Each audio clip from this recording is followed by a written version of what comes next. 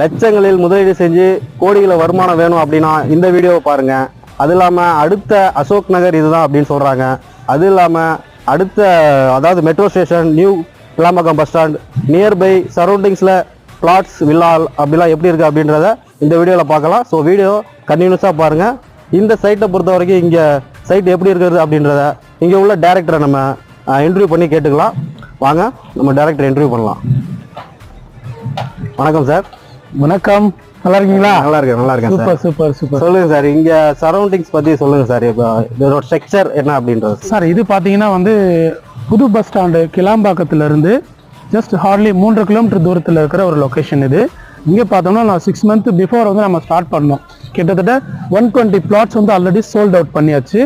So அதுக்கு அனெக்சராக இப்போது புதுசாக லேஅவுட் தி சென்னை தி மெட்ராஸ் அவென்யூ அப்படின்னு சொல்லிட்டு இன்றைக்கி தான் ப்ரீ லான்ச் பண்ணோம். இன்றைக்கி